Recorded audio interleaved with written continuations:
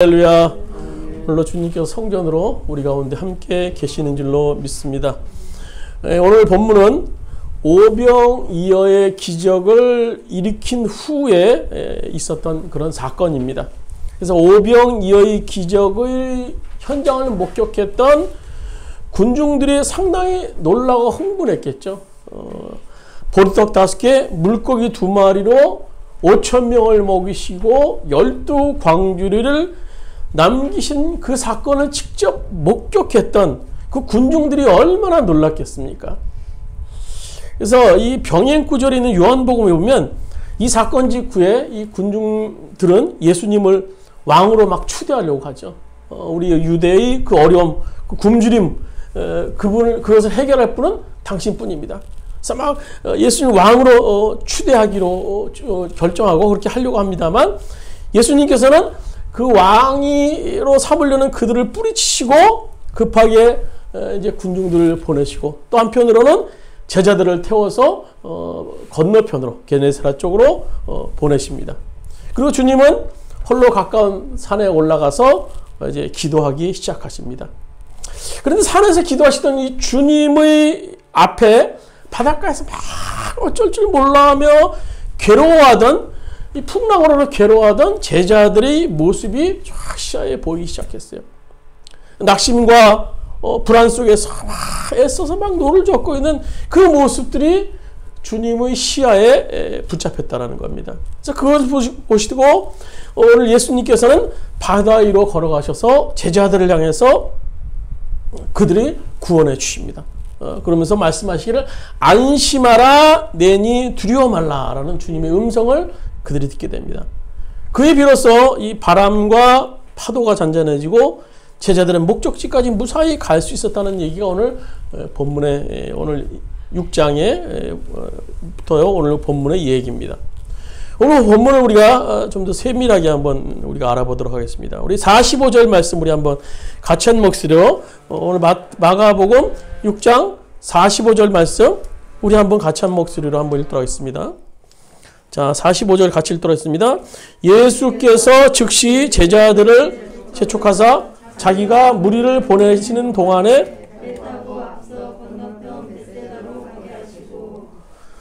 거기 오병이어의 사건을 행하신 후에 그곳에 모인 청중들을 급하게 보내시는 그 예수님의 모습을 볼 수 있어요. 5,000명을 사람들을 오늘 보리떡 5개, 물고기 2마리로 먹이시는 위대한 기적을 체험한 그들. 그때 제자들을 비롯한 이 청중들, 이 군중들의 반응에 대해서 오늘 요한복음 6장 15절에 이렇게 말하고 있죠. 주보에 보면 그 성경 구절이 쭉 적혀있습니다. 이렇게 말하고 있어요. 예수께서는 사람들이 와서 억지로 자기를 모셔다가 왕으로 삼으려고 한다는 것을 아시고 혼자서 다시 산으로 올라가셨다라고 기록하고 있어요. 그러니까 예수여, 당신이 우리 왕이십니다. 당신이 우리 왕이십니다. 우리의 굶주림, 우리의 정치적인 어려움, 우리들의 경제적인 문제 당신이 해결해 주실 분입니다 하면서 열렬히 예수님을 환호했던 오늘 이 많은 군중들, 그들이 예수님을 원했던 것은 그들 안에 숨겨 있었던 어떤 물질적인 욕망, 어떤 그 어려움을 해결하고 싶어 하는 그런 어떤 인간의 기본적인 그런 욕망에 기인한 것입니다. 그래서 예수님의 사역의 본질에 대해서 우리들은 잘 알지 못했어요. 인류의 속죄를 위해서 감당해야 될 그 십자가 사역에 대해서 우리 사람들은 몰랐다라는 겁니다. 그래서 예수님께서는 왕으로 추대하려는 이 그들을 물리치시고 오늘 기도하러 산으로 올라가시는 것을 볼 수 있어요. 근데 보면요, 우리 가운데서도 예수님을 믿으면서 오늘 이 군중처럼 예수님에 대해서 잘못 알고 믿는 크리스찬들이 참 많아요. 그저 오병이어 영광만을 생각해요. 주님은 나의 왕이십니다.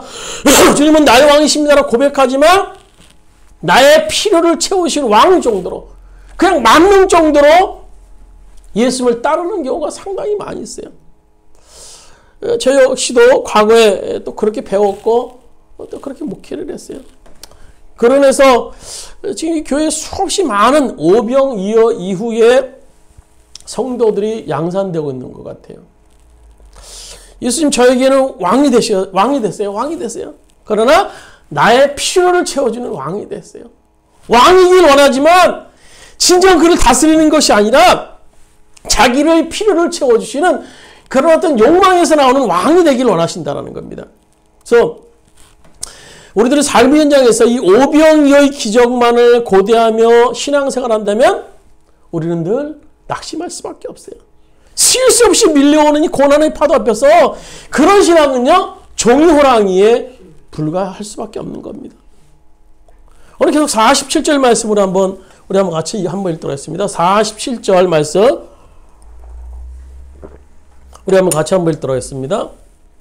저물매 배는 바다 가운데 있고 예수께서는 홀로 무태 계시다가 제자들과 군중들과 헤어진 후 예수님께서는 기도하러 산으로 올라가셨고 제자들은 바다 한가운데서 가장 어둠이 짙은 시간 새벽 3, 4, 4경이라고 그래서 3, 4시경을 맞이합니다. 얼마나 제자들이 두려웠겠습니까? 망망대해 속에서 깜깜한 밤중에 그 작은 배 한 조각에 의지해서 떠있는 이 제자들의 심정을 여러분 이해하십니까? 여러분 망망대해에서 한번 배 한번 환한 대낮에서 한번 타본 적 있어요? 저는요 오래전에 한번 노예에서 통영인가 그쪽에서 노예를 해서 한번 배를 타고 중앙에 서 있는데요. 정말 두렵더라고요. 정말 두려워요. 발을 내디디면요. 그 배만 떠나서 발을 내디디면 바로 바다예요. 바로 빠지는 거예요. 근데 오늘 제자들은요. 그 망망대해 깜깜한 밤중에 그 망망대해 속에서 제자들이 오늘 있는 상황이에요. 거기다가 뭐가 임합니까? 풍랑까지 임해요. 풍랑까지 임했던 오늘 성경에 보면 풍랑까지 임했다라고 얘기하고 있어요. 근데 산에 예수님께서 기도하러 올라가신 예수님이 지금 누구를 위해서 기도하고 있겠는가 하는 거예요. 물론 예수님이 위대한 과업을 위해서 또 십자가 사역을 위해서도 기도합니다만 하겠습니다만 지금 이 순간은 제가 볼 때는요. 예수님 제자들을 위해서 기도하셨던 것 같아요. 그랬기에 제자들이 그 모습이 보였겠죠. 제자들이 애써서 노를 짓는 모습을 예수님께서는 보셨던 겁니다. 오늘도 이 부활하시고 승천하시고 하나님 우편에 계신 그 예수님이 변함없이 오늘도 이 땅에서 우리를 보내시고 이 땅에서 우리를 위해서 기도하고 계신다는 거예요. 오늘 로마서 8장 34절에 이렇게 말하죠. 누가 정죄하리요? 죽으실 뿐 아니라 다시 살아나신 이는 그리스도 예수시니 그는 하나님 우편에 계신 자요 우리를 위해서 간구 기도하시는 자시나 라고 기록하고 있어요. 오늘 우리가 이 땅에서 괴롭게 노를 저으며 고통의 바닷속에서 헤매고 있을 때 나를 위해서 기도하시는 분이 계세요. 근데 그분의 기도는요 무력한 기도가 아니에요. 말씀으로 만물 가운데 역사하시는 그분입니다. 우리를 위해서 그분이 기도하고 계세요. 이게 얼마나 놀라운 일입니까? 얼마나 큰 축복이에요 이게. 예수님 이 시간도 우리를 위해 친히 기도하고 계세요. 오늘 우리가 복음성가 부르지 않았습니까? 누군가 널 위해 기도하네. 우리가 지쳐서 힘들고 낙심되고 괴로워하고 있을 때 그 누군가 기도해요. 그가 누군가가 누굽니까? 주님께서 우리를 위해 기도하신다는 거예요. 오늘 폭풍의 한가운데 빠져있던 제자들을 위해서 주님께서는 기도하고 계셨어요. 그들이 지금 캄캄한 칠흑 같은 밤중에 망망대해 속에 서서 그 큰 파도와 씨름하고 있었지만 그 광경을 보고 계신 분은 그들 가운데 함께 하셨던 분은 바로 주님이시라는 거예요. 오늘 48절 계속 보시면 이렇게 말씀하고 있죠. 바람이 거스림으로 제자들이 힘겹게 노 젓는 것을 보시고 밤 4경쯤에 바다 위로 걸어서 그들에게 오사 지나가려고 하시매. 기도하시던 예수님이 영상이 힘겹게 노를 젓고 있는 제자들의 모습이 탁 잡혔어요. 이게 육신의 눈은 아닐 거예요. 육신의 눈. 지금 보면 갈릴리 바다 한가운데서 그 무치라고 할 수 있는 곳까지 거리를 재보니까 그냥 5km 정도, 5km. 5km면 엄청나게 먼 거래요. 그런데 그것에서 주님께서 육신의 눈으로는 보시지 않았을까요? 또 캄캄한 밤중에 뭐 보이셨겠습니까? 육신의 눈이 아니었어요. 그것은 바로 영안의 눈, 영안의 눈. 영의 눈으로 주님께서 그것을 지켜보고 계세요. 지켜보고 계세요. 그리고 여기서 이 보시고 주님께서 오늘 48절에 보면 힘겹게 노를 젓는 것을 보셨다라는 것은 잠깐 막 순간적으로 보신 것이 아니에요. 지켜보고 계세요. 원어에 보면요. 지켜보고 계셨다는 의미가 강해요. 지켜보고 계셨어요. 더 쉽게 얘기하면요, 주목하고 계셨다라는 거예요. 주목하고 계셨다는 거예요. 예수님께서는 계속 제자들을 지금 지켜보고 계셨어요. 지켜보고 계셨어요. 그리고 정확한 시간에 모든 것을 물리치고 쉽게 말해 급행으로 제자들에게 막 달려오세요. 근데 성경에 보면요, 좀 재밌다고 해야 되나 그런 것이 있는데 48절 끝에 보면 그들에게 오사 지나가려고 하셨다고. 지나가려고. 예수님 마음이 너무나 급하셨던 것 같아요. 제자들 지금 가야 되는데 아주 지나갈 정도로 급행으로 지금 제자들에게 예수님께서 가시는 모습, 얼마나 제자들을 사랑하셨는가를 알 수 있는 것이죠. 우리가 오늘 삶의 갈등, 또 가정의 갈등, 내 삶의 모든 문제의 폭풍 속에서 참 몸부림치고 괴로워하고 있어요. 그런데 우리가 인생의 항해를 괴롭게 놓아놓는 그 모습을 오늘 주님께 지켜보고 계세요. 지켜보고 계세요. watch out. 주목하고 계세요. 주목하고 계세요. 우리가 생각하기에는 아무도 나를 봐주는 사람이 없는 것 같아요. 누가 나를 봐줘?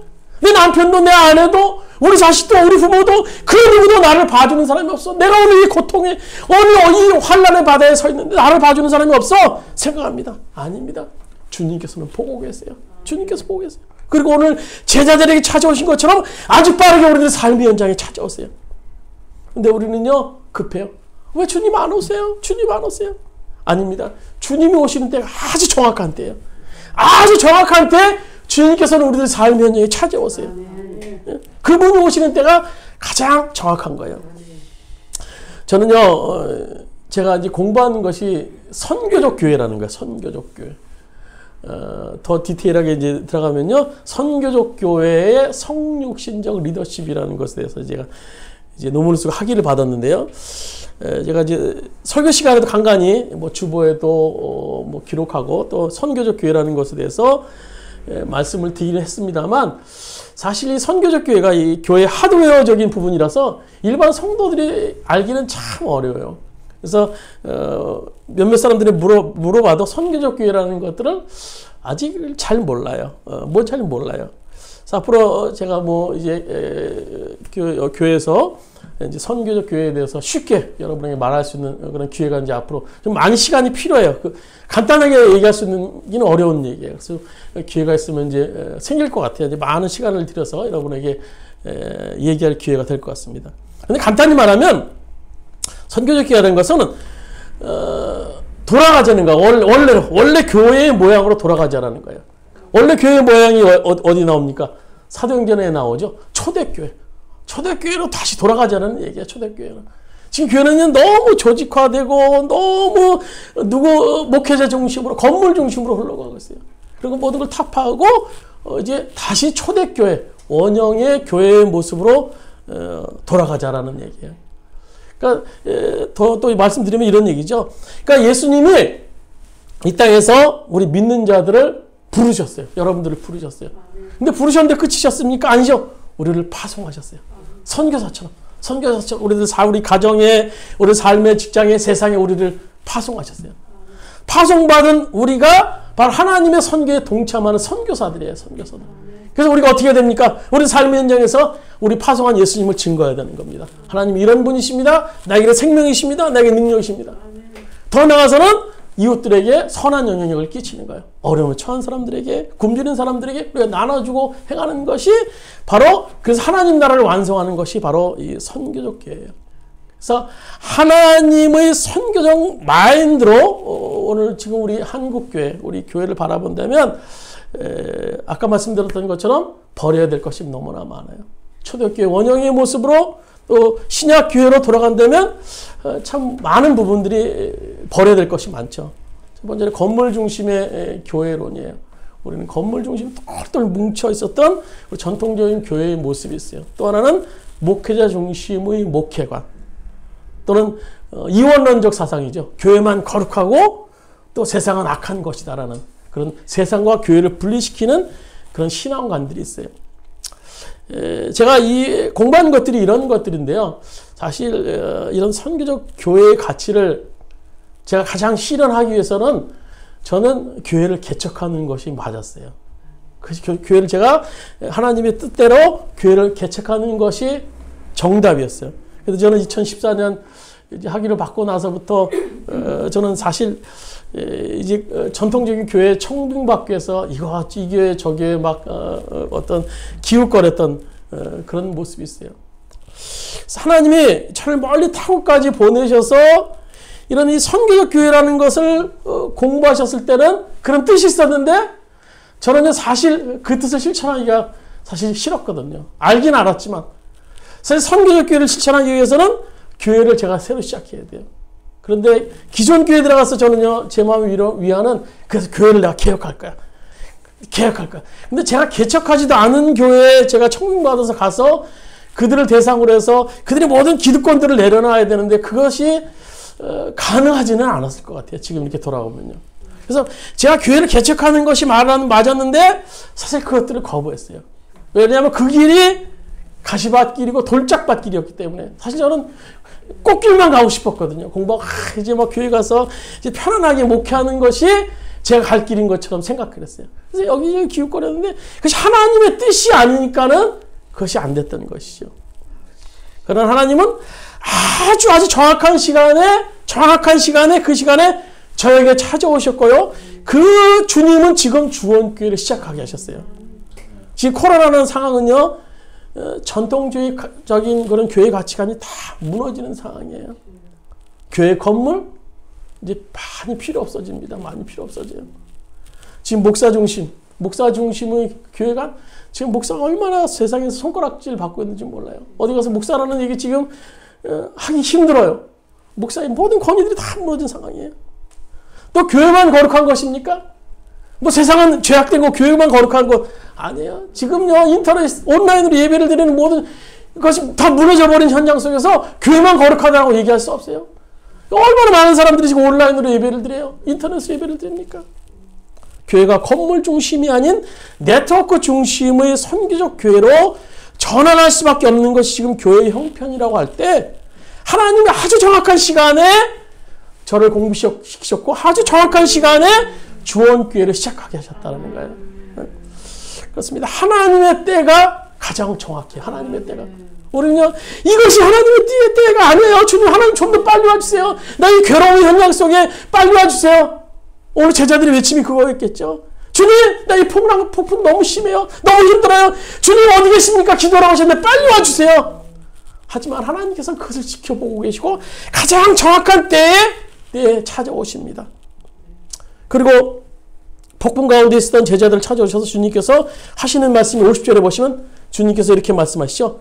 나다 나 두려워 말라라. 나다 나 주님께서 얘기하는 나다 나. 오늘 설교 제목이 그거죠. 나다 나. It is I. 한국말로 하면 나다 나가 뉘앙스가 잘 안 나와요. NIV 성경에 보면 it is. 그것이 나라는 거야. 그것이 나. 주님께서 얘기하시는 그것이 뭐야? 폭풍으로 잠잠케 할 수 있는 거 그 나밖에 없다라는 거예요. 나다 나야 나. 오늘 요즘에 오면은 많이 그러잖아. 나야 나. 그럼 노래를 부르는 것들이 있어요. 나야 나. 주님께서는 나다 나라는 거예요. 오늘 50절에 보면. 나야 나 두려워하지 마. 지금 너희들 폭풍 속에 있지만 그 폭풍 내가 다스릴 수 있어라는 거예요. It is I. 그것이 나라는 거예요. 영어 해석하면 그것이 나. 오늘 비슷한 얘기가 출애굽기 3장에도 나오죠. 거기 보시면 출애굽기 3장에 보시면 모세가 이제 하나님께 명령을 받아요. 이스라엘 백성들을 출애굽시키라는 명령을 받아요. 그때 모세가 하나님을 향해 얘기하죠. 하나님, 저가 하나님께서 어떻게 설명합니까? 저 이방 땅에 그동안 출애굽하면서 출애굽 땅에서 애굽 땅에서 그렇게 오래 있었던 저 백성들에게 당신을 어떻게 설명합니까? 그래서 주님이 이렇게 말하고 하죠. 나다 나. I am who I am. 나는 나야, 나는 나다라는 거예요. 주님 모든 것을 다스릴 수 있는 스스로 존재하시는 분이시라는 거예요. 오늘 폭풍 가운데 쓰던 제자들을 향해서 주님께서 말씀했어요. 나야 나. 오늘 두려움에 떨고 있었던 오늘 예수님 이름과 소리쳤던 그들을 향해 주님께서 말씀하시는 것은 나다 나라는 거예요. 그 이상 더 예수님의 존재, 어려움에 처한 그들에게 해답을 줄 수 있는 것이 어디 있겠습니까? 나다 나라는 거예요. 우리 49절 보시면 우리 49절 우리 같이 한 목소리 한번 읽도록 제자들이 그가 바다 위로 걸어오심을 보고 유령인가요? 소리 지르니 50절에 보시면 그들이 다 예수를 보고 놀람이라. 예수께서 곧 그들에게 말씀하여 이르시되 안심하라. 내니 두려워하지 말라 하시고. 이 바다의 풍랑으로 두려워 떨던 제자들이 드디어 예수를 만나죠. 여러분, 우리도 안 믿는 세상 사람들과 똑같이 바다의 풍랑을 만나요. 어떨 때 보면 아니, 그들보다 더 이 고난의 바다를 직면할 때가 더 있는 것 같아요. 그러나 그들과 우리의 시선은 달라야 됩니다. 그들의 시선은 고난에 집중되어 있다면 고난 가운데 우리 시선은 바로 예수님께 집중되어 있어야 돼요. 그들의 시선이 고난을 어떻게 하면 면할 수 있을까? 어떻게 하면 내 이 고난 속에서 빠져나올 수 있을까? 집중되어 있다면 우리의 시선은 고난 속에서 주님은 어떻게 하실까? 주님의 마음은 무엇일까? 주님이 어떻게 기뻐하실까? 그것에 집중되어 있어야 돼요. 그들이 고난 속에 두려움 떨고 있다면 우리는 고난 중에서 함께 하실 주님으로 인해서, 이 고난 중에서 역사하실 주님으로 인해서 기뻐해야 된다는 겁니다. 여러분, 이 독일의 아우스비츠 수용소라는 아주 악명 높은 수용소가 있어요. 그 제2차 세계대전 당시 이제 독일 나치가 유대인들을 비롯해서 수많은 포로들을 이제 수용해 놓고 약 400만 명, 무려 400만 명의 사람들을 가스실을 비롯해서 잔인한 방법으로 다 학살하는 거예요. 그것에는 어린아이도 있었고요, 여자도 있었고요, 노약자들. 이런 사람들만 골라서 가스실에 집어넣었다고요. 그래서 그들에게 다 옷을 벗기고 샤워를 할 때 가스를 집어넣어서 하루 2,000명씩이나 많은 사람들을 살해했다는 그런 역사가 있어요. 이 죄 없는 사람들이 유대인의 학살 수용소에서 피눈물을 흘리며 죽어가던 그 현장 속에서 유대인들이 그 피 맺힌 절규가 뭐였겠어요? 하나님 지금 어디 계십니까? 하나님 지금 어디 계세요? 어디 계세요? 어디 계세요? 하나님 왜 이런 사건을 허용하셨는지 참 모르겠어요. 그러나 여러분, 이 연합군이 이 수용소를 탈환해서 수용소 벽을 검사하다가 그들은 한쪽에서 자세히 보니까 뜻밖의 낡은 쇠조각으로 찬송과 가사가 적혀 있는 것을 보고 그 병사들은 깜짝 놀래요. 아마도 어느 크리스찬의 어떤 신앙 고백을 기록해 놓은 것 같아요. 그것인 하나님의 사랑 말로다 형용 못하네. 두루마리로 이 하나님의 사랑을 다 기록할 수 없네. 바다를 먹물 삼아도 하나님의 사랑을 다 기록할 수 없겠네. 하나님의 사랑이요. 이 저주와 같은 이 지옥 같은 수용소에서 하나님의 사랑이라니 도대체 웬 말입니까? 좀 더 자세히 쓰여진 글씨를 읽던 병사가 그만 놀라서 자빠집니다. 그 밑에 자그맣게 이렇게 써 있어요. 하나님은 여기 계십니다. 하나님은 여기 계십니다. 하나님께서 왜 이런 고난과 고통의 현장을 허용하셨는지 잘 모르지만 여전히 주를 사랑하는 자들에게는 함께 하셨다라는 사실에 함께 하셨다는 사실. 그들은 오늘 제자들과 동일한 말씀을 듣지 않았겠습니까? 야, 너희 두려워하지 마. 너희 두려워하지 마. 안심하라. 안심하라. 여러분, 이 그리스도인의 이 기쁨, 이 환희, 그것은요, 고통이 없어서가 아닙니다, 여러분. 이 땅에서 막 잘 먹고 잘 살고, 막 잘 되고, 막 세상의 귀신으로 인해서 배 두들기며 산다고 해서 그것이 기쁨이 아닙니다. 여러분이 그리스도인이 되었다는 사실만으로 우리가 고통을 면제받고 고난이 없어진다. 그런 삶을 살게 된다는 그런 기대를 한다면요, 우리는 힘든 신앙생활을 할 수밖에 없어요. 우리가 불신자같이 똑같은 골짜기와 바다와 계곡을 통과할 수 있습니다. 그러나 주님께서 우리들에게 약속하시지 않으셨습니까? 사망의 엄침한 골짜기를 다닐지라도 해를 두려워하지 아니할 것은 내가 너와 함께함이라. 내가 너와 함께.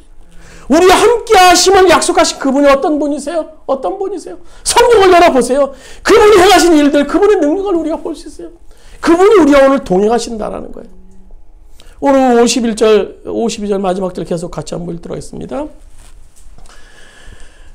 배에 올라 51절입니다. 배에 올라 그들에게 가시니 바람이 그치는지라 제자들이 마음이 심히 놀라니 이는 그들이 그 떡 대시던 일을 깨달지 못하고 도리어 그 마음이 둔하여 졌습니다.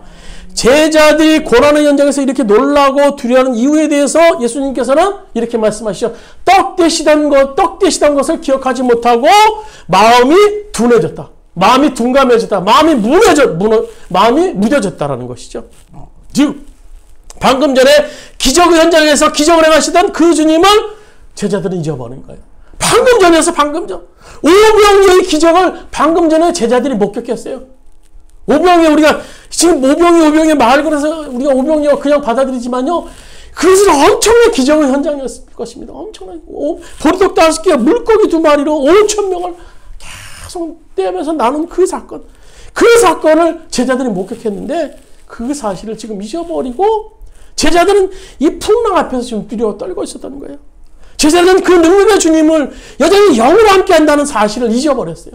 영적인 능력을 행하신 그 주님이 있었음에도 불구하고 어제의 고난의 언덕을 우리가 무사히 통과하고 하나님 나를 도우셨어. 하나님 틀림없이 함께 하셔서 그 일을 우리가 행했어. 고백했었던 이 제자들. 그런데 그 주님이 더 이상 나와 함께 하신다는 사실을 실감하지 못한다는 거예요. 왜 그렇습니까? 오늘 우리가 읽은 대로 성경이 말하길 마음이 둔해졌다는 거예요. 마음이 둔해졌어요. 영적인 불감증. 더 이상 느끼지 못해요. 뭘 느끼지 못합니까? 함께 하시는 주님을 느끼지 못해요. 함께 하시 지금 나와 교제하시며 나와 교통하기를 원하시는 그 주님과의 깊은 교제를 오늘 잊어버리고 마음이 둔해졌어요. 그리고 그냥 떡만 먹는 거. 그냥 출세, 명예. 오늘 요한복음 15장 4절에 보시면 우리가 우리 교회 현수막에도 붙어 있는데요. 잘 아는 말씀이죠. 내 안에 거하라 나도 너희 안에 거하리라. 가지가 포도나무에 붙어 있지 아니하면 스스로 열매를 맺을 수 없음 같이 너희도 내 안에 있지 아니하면 그러하리라. 오늘 우리가 주님과의 영적인 교통을 하기 위해서는 주님 앞에 딱 붙어 있어야 돼. 딱 붙어 있어야 돼. 제가 이것이 얼마나 절실하게 느꼈던지 저의 교회 이름도 주원교회 아니에요. 주원교회. 주님 앞에 딱 붙어 있지 않은 거예요. 딱 붙어 있는 거예요. 떨어지면요 우리는요 낙심하고 좌절하고 고통하고 어떻게 살아야 되나 고통 가운데 삶을 살 수밖에 없어요. 그래서 우리가 늘 기억하자는 의미에서 주원교회예요. 주원교회. 뭐 하루에 몇 번만 기억하자는 거 아니에요. 늘 주님이 우리 함께 하신다는 것을 우리가 기억해야 되는 거예요. 오늘 우리가 읽은 오늘 요한복음 15장 4절 말씀대로 내 안에 거하라 나도 너희 안에 거하리라. 가지가 포도나무에 붙어있지 아니하면 열매를 맺을 수 없다라는 거예요. 로버트 멍어가 쓴 내 마음의 그리스도의 집이라는 책이 있어요. 얼마 전에도 제가 잠깐 소개해드렸는데요. 그 책에 보면 우리의 마음을 집에 비유하고 있어요. 그리고 그 작가가 쓴 각 방들을 우리들의 마음 속에는 각가지 여러 가지 것들에 대해서 비유하고 있어요. 그 예수님과 함께 각 방들을 쭉 돌아다녀요. 근데 얼마나 각 방들 예수님과 함께 다니는데요. 예수님 앞에 보여주기 싫은 것들이 얼마나 많은지 몰라요. 뭐 서재에서, 침실에서, 뭐 주방에서 막 각가지 너무너무나 보여주기 싫은 것들이 너무나 많아요. 주님과 깊은 교제를 거실에서 나누게 되죠. 그리고 그가 깨닫고 주님 앞에 자기의 집의 모든 것을 다 양도하게 됩니다. 그리고 그 삶의 중심에 이제 예수님이 계세요. 예수님이 주인을 인정하면서 그의 삶이 바뀌기 시작합니다. 바로 이것이 삶의 모든 것에 주님과 교제를 나누는 삶이에요. 모든 것에 교제를 나누는 삶이에요. 제한하는 것이 아니에요. 내가 주님 전에 왔을 때만 주님과 교제 나누는 것이 아니에요. 오늘 우리 삶이는요 곳곳에서 주님과 늘 교제하는 거예요. 근데 우리는요 주님과 늘 교제함을 잃어버릴 때가 너무나 많아요. 그래서 걱정하고 두려워하고 염려하고 그런 것 하나 사라지지 않는다면요 그 이유는 뭡니까? 지금 나와 함께 하시는 그 주님을 전인격적으로 나의 모든 것을 통해서 믿지 못하기 때문이라는 겁니다. 제 경험을 이야기하면요 제가 가끔 인터넷 여기저기 막 웹서핑해요. 그러니까 시간 날 때 이거 좀 여러분들 뭐 흘려보시죠. 근데 요즘 보면요, 막 보다 보면 막 이상한 막 사진도 막 많고요. 쉽게 말하면 막 야한 동영상도 막 많아요. 어떨 때는 막 본능적으로 이렇게 보지만 깜짝 놀라요. 금방 꺼버리는데 왜 그러냐면 순간 주님이 함께 보신다는 사실이 막 느껴지는 거예요. 주님이 보시는데 어떻게 같이 볼 수 있겠어요, 그거를요. 많은 사람들이 이 눈만 피하면 아무도 보지 않는다는 생각 속에 빠져 있어요. 그래서 보는 사람만 없으면요, 막 별의별 말과 행동을 하는 경우가 우리 흔히 있어요. 그러나 그렇지 않죠. 예수님을 구주로 영접한 사람은요, 예수님께서 언제나 함께 하세요. 언제나 동행하세요. 여러분, 요셉이 보디발의 아내의 이 유혹에 넘어가게 되죠. 그가 외치는 것이 이것이죠. 내가 어찌 하나님께 죄를 지으리까 하면서 과감하게 그 유혹을 뿌리칩니다. 요셉은 그 대가로 이제 감옥에 들어가게 되죠. 그러니까 유혹을 뿌리칠 수 있었던 것이 그 유혹이 약했기 때문입니까? 아닙니다. 당시 다윗은요, 아니 요셉은요 혈기왕성한 젊은 사람이었어요. 보디발의 아내는 유혹이 강력했습니다. 그러나 요셉의 유혹을 이길 수 있었던 것은 하나님께서 함께 계시다는 사실 너무나 분명한 실제였기 때문인 겁니다. 우리 의지만으로 우리는 죄를 이길 수 없어요. 사실요. 내가 이겨야지, 내가 벗어나야지, 눈 감아야지, 거룩하게 살아야지. 거룩하게 살 수 있느냐 없느냐, 우리의 의지나 유혹의 강약에 따른 것이 아닌 것이죠. 우리가 정말 예수님을 바라보는 자인가 그렇지 않은가에 달려있어요. 항상 예수님을 바라봄으로 예수님이 우리 안에 계시는 것을 아는 사람, 그래서 실제 아는 사람은 언제나 주님과 교제할 수 있는 겁니다. 어떤 풍랑이 와도, 어떤 환란이 와도, 오늘 제자들처럼 이루 말할 수 없는 폭풍이 나를 몰아친다 할지라도 여전히 주님과 교제할 수 있는 거예요. 오늘 말씀 마치도록 하겠습니다. 오늘 성경에서 제자들은 이 폭풍에서 철저히 실패자의 모습으로 나옵니다. 왜입니까? 주님이 지금 그들 옆에 계시지 않았기 때문이에요. 육신으로 보지 못했기 때문이에요. 그러나 주님이 옆에 계신 것처럼 그들을 주님께서 보고 계셨어요. 보고 계셨어요. 영적으로요. 오늘 우리가 왜 고난 앞에서, 왜 우리 환난 앞에서, 오늘 이 어려운 상황에서 왜 우왕좌왕하며 왜 두려워합니까? 주님이 안 보이기 때문이에요. 주님이 안 보이기 때문에. 그러나 주님이 보인 때가 있었어요. 오늘 본문에 보시면 떡 떼시던 때 제자들이 주님을 볼 수 있었다고 말씀합니다. 그러나 영적으로 둔감해져서 고난의 현장에서 예수님을 오늘 볼 수 없게 되었다고 예수님께서 말씀하고 계시죠. 오늘 우리가 당하는 이 고난의 현장에서 주님을 볼 수 없는 것은 영적인 눈이 우리에게 닫혀있기 때문입니다. 우리 눈이 약하기 때문이 아니에요. 우리 영적인 눈이 닫혀있기 때문이에요. 이 시간 함께 하시는 주님을 볼 수 있는 영의 눈이 뜨길 바랍니다. 주님이 나와 동행하시는 거, 24시간 나와 동행하시는 그 주님을 볼 수 있는 눈이 뜨길 바랍니다. 그리고 말씀하시는 주님의 음성을 듣길 바랍니다. 나야 나, 두려워하지 마. 너희 고난을 잠잠케 할 그가 나야. 창조주 나. Who am I am who I am. 내가 바로 그다. 그 주님의 음성을 들을 수 있는, 그래서 그 주님과 동행할 수 있는 오늘 여러분 되시기를 주님의 이름으로 축원드립니다. 우리 말씀을 생각하시면서 잠시 합심해서 한번 우리 기도드리시겠습니다. 오늘 폭풍 가운데 오늘 좌절했던 이 제자들의 모습, 그러나 나는 오늘 그 폭풍 가운데서도 우리들이 외치는 그 주님을 바라보기를 원합니다. 여전히 함께 하시는 그 주님을 경험하기를 원합니다. 나야 외치는 그 주님의 음성을 듣기를 원합니다. 오늘 우리 시간 주여 한번 외쳐합시면서 통성으로 기도드리시겠습니다. 주여 아버지 하나님, 우리들과 함께 하시는 그 주님을 경험하기를 원합니다.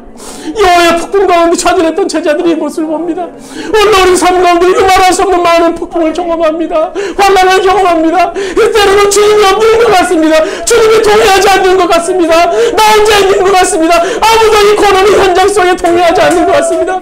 그러나 여전히 함께 하셨던 그 주님을 목격합니다. 기도하시는 주님의 고난의 현장에서 그 있었던 그들을 바라보시고 그들을 찾아오셨던 것을 우리가 목격합니다. 아버지, 오늘 우리가 당하는 고난의 현장, 우리의 갈등, 우리의 외로움, 우리의 아픔, 그 현장 속에 여전히 함께 하시는 그 주님을 우리가 바라봅니다.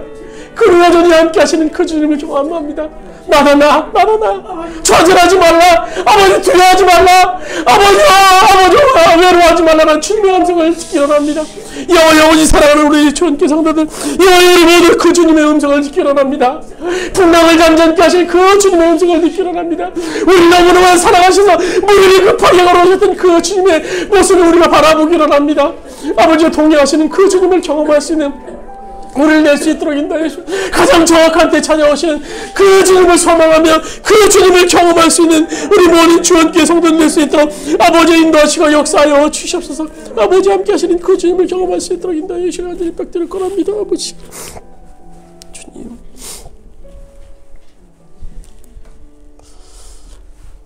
폭풍 가운데 캄캄한 밤중에 배 위에 있었던 제자들의 모습을 우리가 목격합니다.